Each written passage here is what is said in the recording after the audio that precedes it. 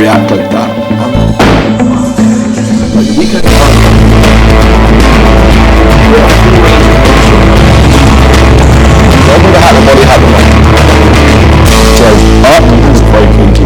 So sticking with the chest, we're going to go on to the machine chest fly.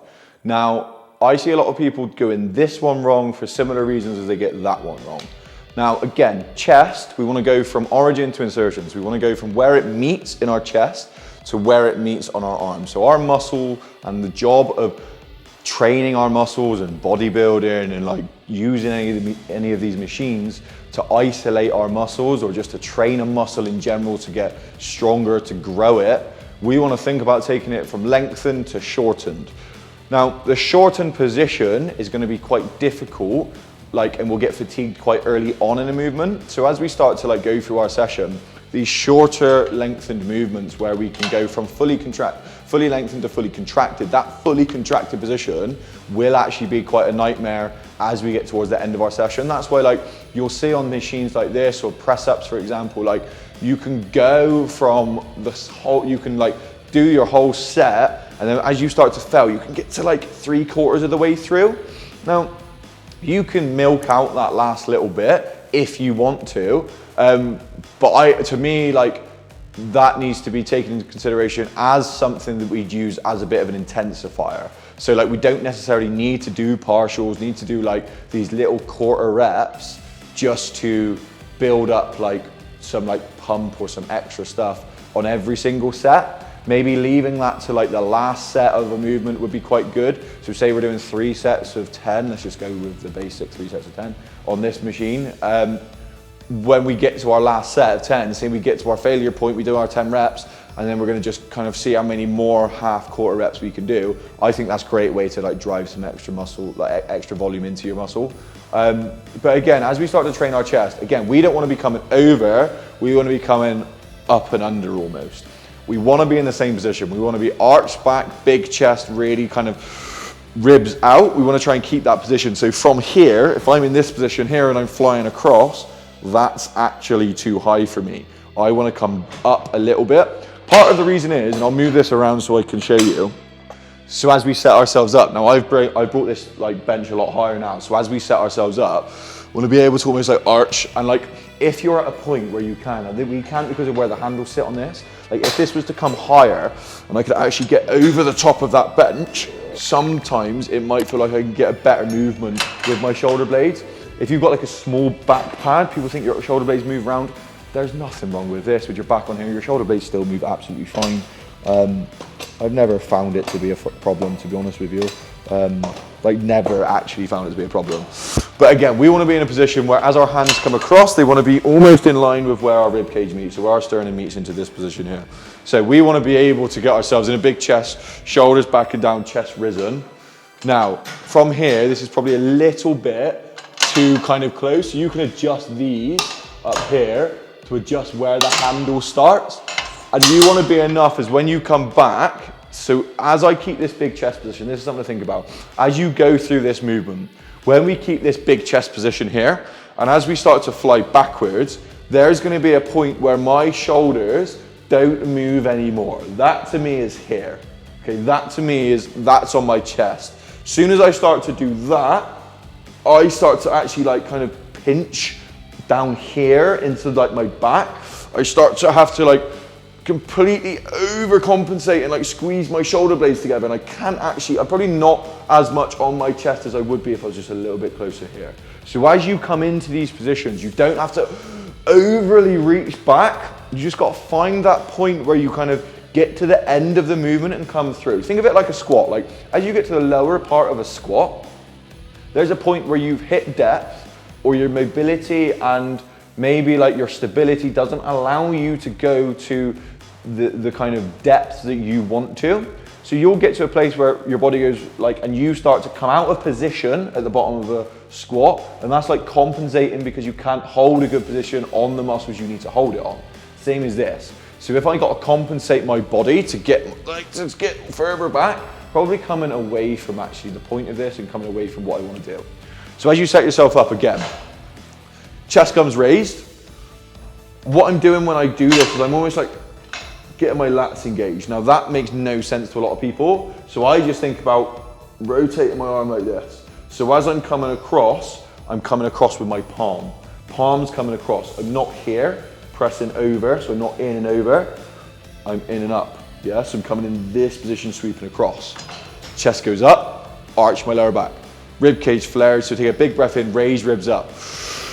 Here, driving through. This is when I would go monkey grip, so like kind of palms in a little bit. Sorry, fingers like folded in, so then they don't clap, like hit each other when I come back round. Like keeping this big chest. Driving through. Control back, find the grab point, drive through. Now I'm not throwing it up, I'm not like whoosh, throwing it as quick as possible, and I'm not coming back like, you can do that by all means, but I feel like even when I do that, so when I go really slow, I feel like it goes onto my shoulder or it goes onto my bicep. Whereas if I'm here and I'm focusing on my chest, that's chest. Squeeze that.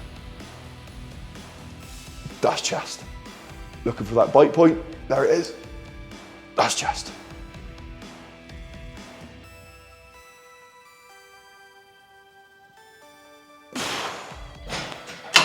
Now, the weight doesn't have to be heavy on these things. Again, like isolation movements, these machine movements, it's about driving some volume into your muscle. These are the things we put at the end of sessions, the end of workouts, because that's gonna actually help us to drive volume in a safe manner. Like I can just drop that and it goes back to where it needs to. Barbell, like I'm gonna die if it lands on me.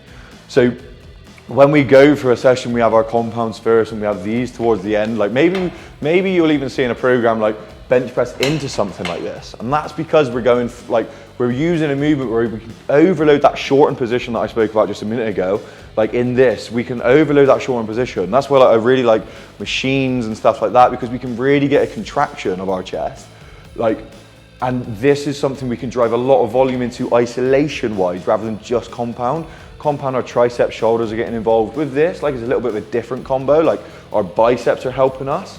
And that's like another thing I see people do is like when you think about this, it's not about where your hands come. Now, what I mean by it's not about where your hands come, say I'm in this position here, right? And I'm going to fly. And I bring my hands in here, right? Right round here. Just because my hands have touched, look at all of this space in here, right? All of this space as I'm coming around and going like, again, that's that up and over thing.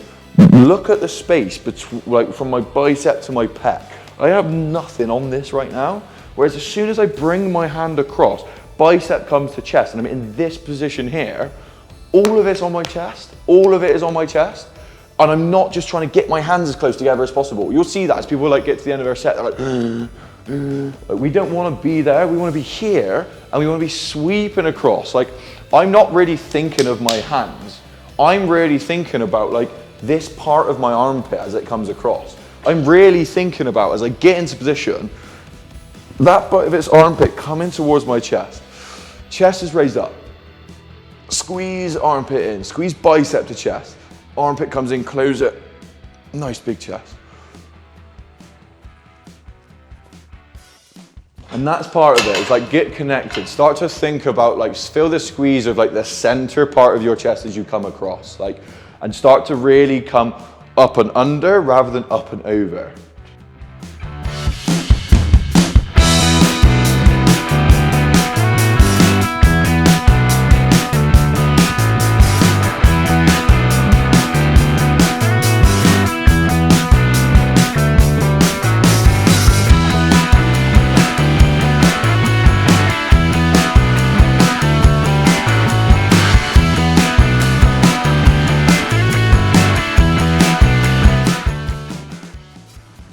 Hopefully that video has helped. Sorry if I went on a bit of a rant. It's just like when you train chest, when you train any muscle, think of the job of that muscle, think of where it attaches and think of what it does, okay?